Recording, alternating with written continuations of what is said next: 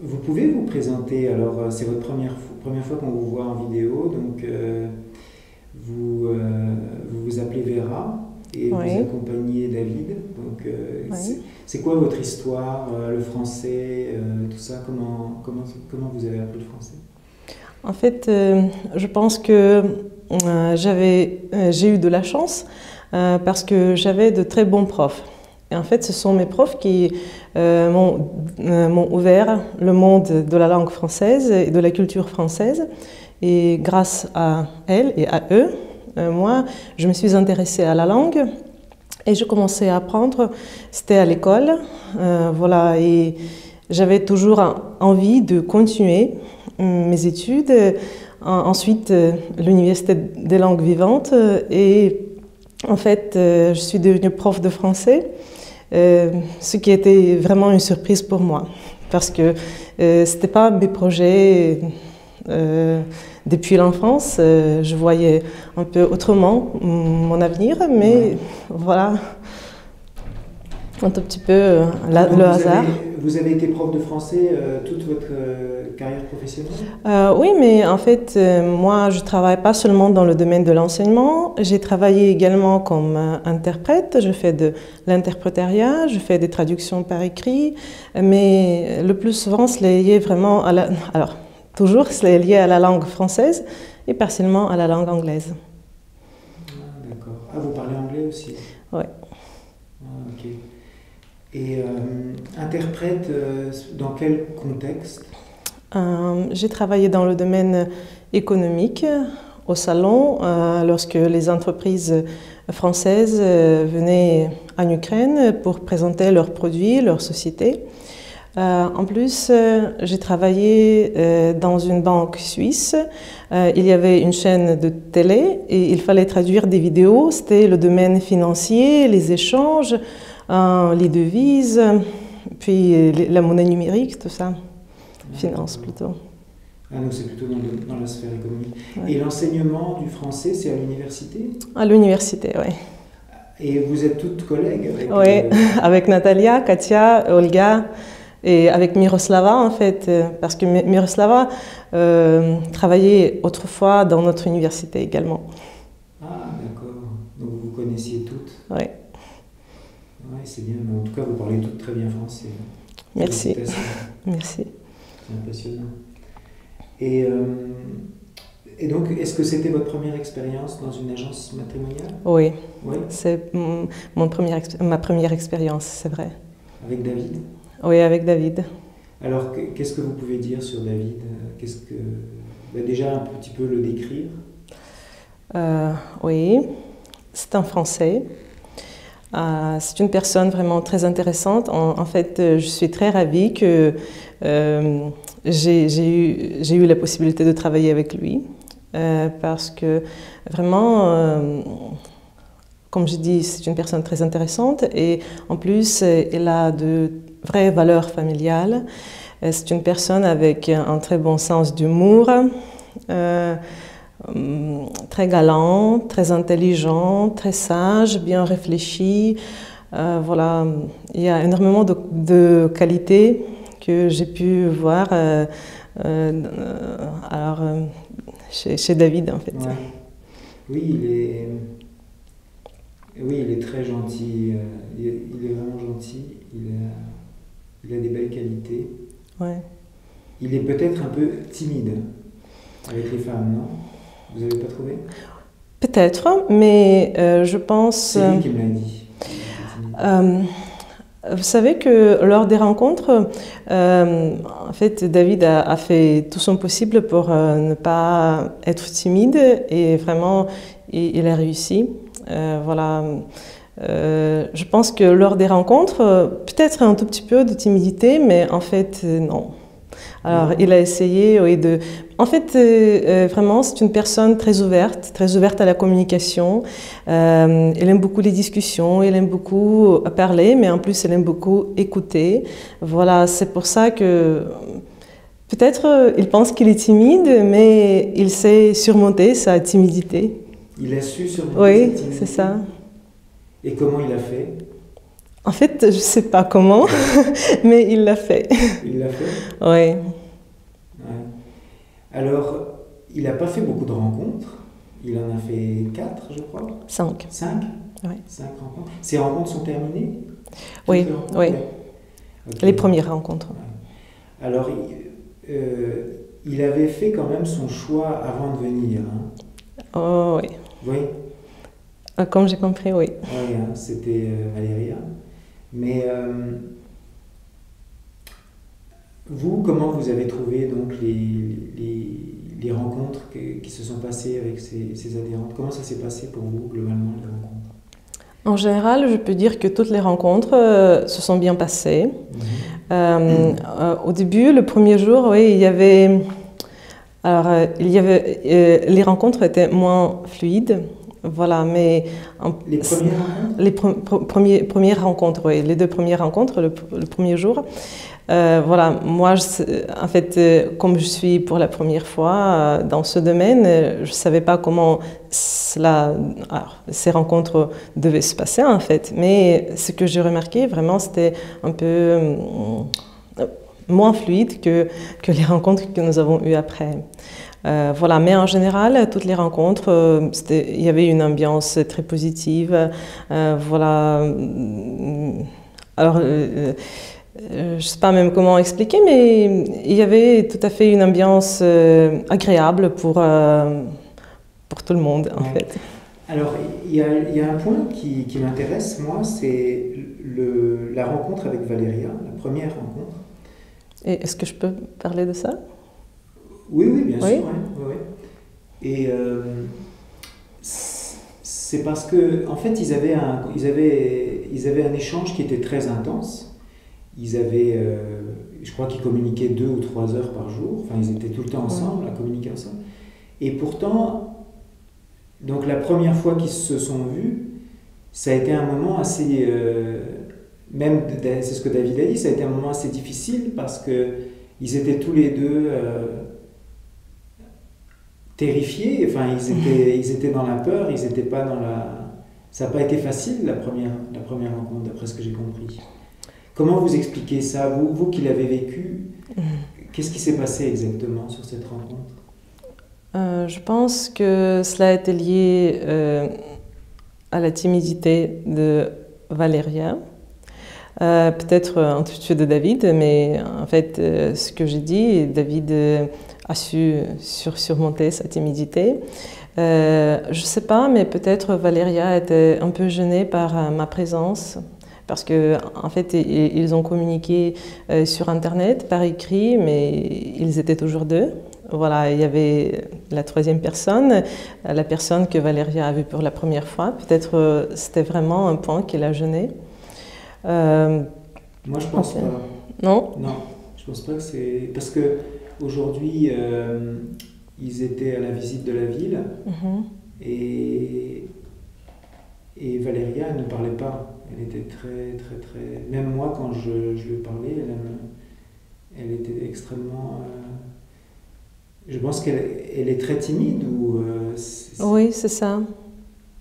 Mais vous savez que par écrit, c'est beaucoup plus facile quand on ne voit pas les yeux, on ne voit pas...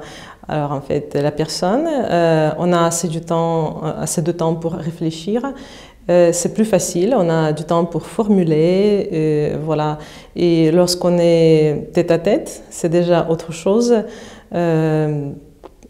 Alors, oui, peut-être Valéria était tout simplement trop timide et elle ne pouvait rien faire avec ça. C'est ça, hein. C'est paralysant en fait. Ça paralyse. J'espère qu'elle va réussir à se libérer. Oui, je l'espère bien. Voilà, parce que... Mais je pense que, en fait, David fait tout son possible pour aider Valéria à vraiment se libérer, à s'ouvrir, voilà, dans la vie réelle, dans la communication réelle, pour que la communication réelle devienne pareille à celle par écrit.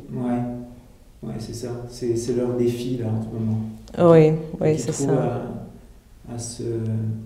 Et est-ce que vous lui avez donné des conseils à Valéria ou elle s'est pas du tout ouverte à vous en fait, c'est ça? Alors, en fait, j'avais peur de lui donner des conseils pour ne pas lui faire peur. Voilà, juste, non, j'ai pas donné des conseils à Valéria, non, pour ne pas la gêner même plus. Ah, ça aurait pu Oui, gêner c'est encore ça. plus. Ouais, c'est étonnant. Ouais. Mais c'est juste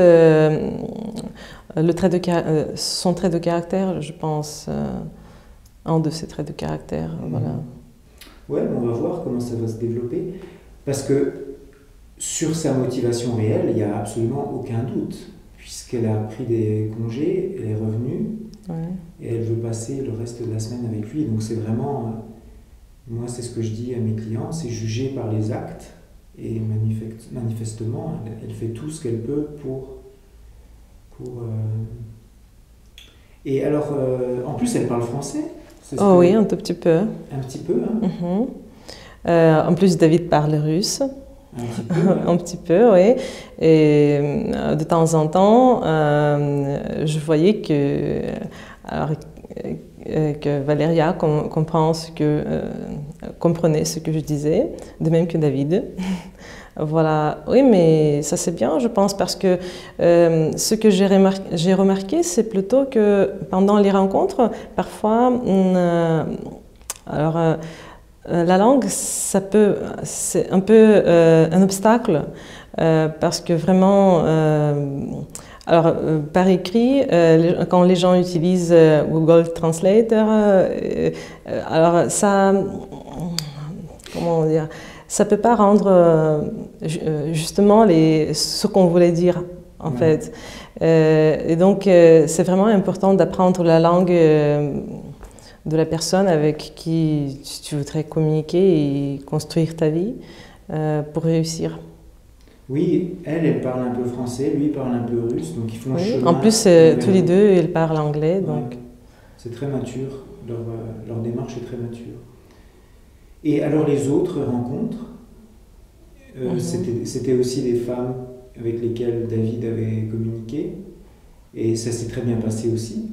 Oui, les rencontres, ce que j'ai remarqué, les rencontres se sont bien passées.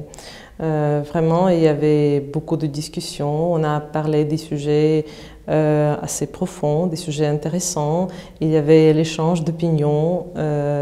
Oui, ça s'est bien passé, c'était très fluide. Il y avait beaucoup de discussions, vraiment.